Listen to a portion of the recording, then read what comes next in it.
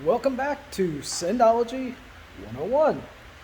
It's been a couple days since I uploaded.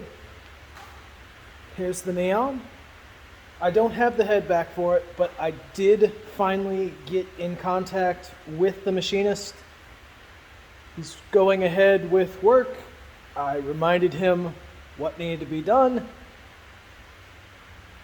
He's an old school machinist.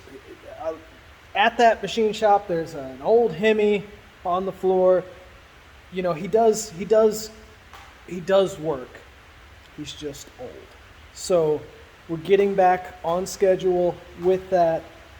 Not a bad thing. So the Neon will live again. The Challenger is up on the lift.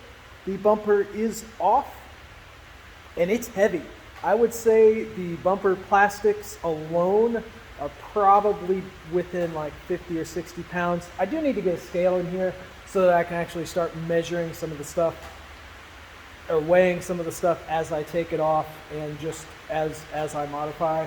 So we've got the bumper, the fascia plastics here sitting on one of the tires.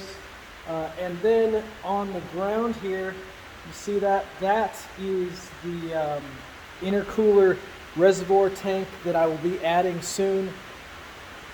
This one is from Gearhead Fabrications. I don't know for sure that is the one that I am going to use because there's a couple of things about it I'm not extremely happy about. We'll see. I may end up using it, but maybe not. The other thing we've got here is a 2.9 inch pulley versus the 3 inch that is in the car currently. So a little bit more boost, approximately 1 pound of boost more. We'll see. I'm not sure if I'm going to add it just yet. Another thing I've got on the way for the Challenger is I went ahead, probably against my better judgment, and ordered a Nitrous Express Proton kit for it. So, probably looking at about a 50 shot of nitrous to finish getting it down the track. I got the Draggy, I got the Draggy box in the car. I've done a couple runs with it. Getting off the line, we're pretty good, especially once we get track conditions where, you know, a good prep track, these drag radials should hook. Right now, on the road, a good freshly paved road, it will hook and grab pretty well, but you still have to roll it out just a little bit before getting on the throttle real heavy, or you're gonna be spinning. It's raining here, so you're probably hearing that in the background. Got a few leaks here on the floor from the roof. That's just part of it. What else we got going on? Well, here on the floor, right there, I have the new street tire. I have one of the new street tires. The old one, the one on this guy right here is the old Cosmo Mucho Macho. Not a bad street tire overall. You know, it was relatively inexpensive and it worked for a street tire. As boost has gone up, they are definitely lacking quite a bit. What I have here is a Dunlop, I believe it's the Sport Max Race 2. Now these are not usually something you're going to see on a Challenger. They are factory on the Porsche GT3. They're one of the factory options on the Porsche GT3. This probably came off of one. It is used. It has about 60% tread life. I've got another one on the way with approximately the same amount of tread. So I like budget stuff. I'm not gonna lie. I try to spend somewhat wisely. So we're gonna give these a try. They are not obviously a drag tire. They're a street tire, but they're gonna be better than these guys. This relatively inexpensive. It works probably not real well for a boosted car, but I'm sure for a Scat Pack they'd be just fine. These guys, that'll work pretty good.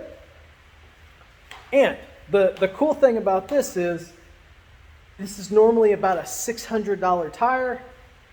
Used with half the tread life or a little bit more than half the tread life, it was like $111. I can live with that. So yeah, that's where we're at here. Got the Challenger on the lift. You saw the bumper was off. It is definitely ugly. She is an ugly car without her face on. Let's take another look at that thing. She is just homely. Oh, she is a homely girl without her face. You can see the intercooler or reservoir, or not reservoir, but heat exchanger up front there. So yeah, that's where we're at. I've been busy here in the shop as well as the other business, just trying to make the most use of my time. The other thing, one of the other things that I need to install is I have a 90 millimeter throttle body. I also have a Hellcat throttle body.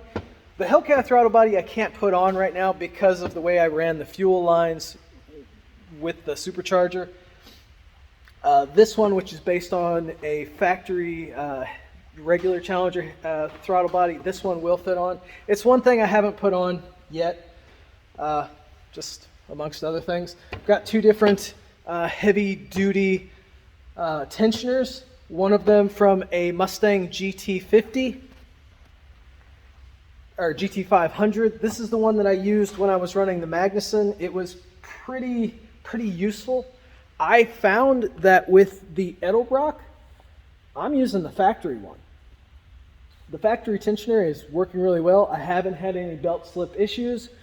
Whereas with the Magnuson, I needed the heavy duty guy. And then this is the Thumper. This one is American Race ARS. This one is a beefy monster.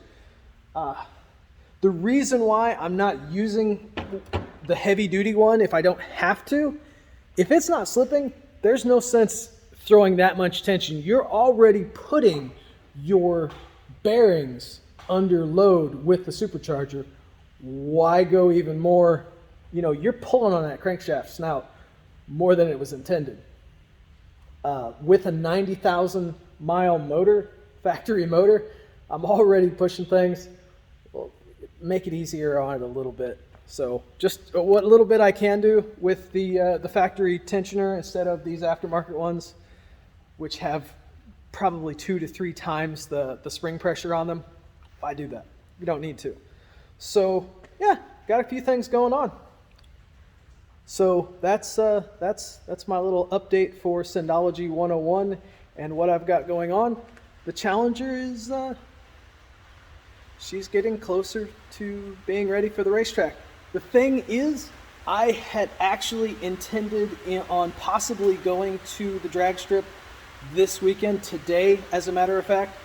But like I said, it's raining. They closed it down, so we'll just have to do it another day. So, which meant I had to pull the car apart. Never ending story. All right, guys, that's it.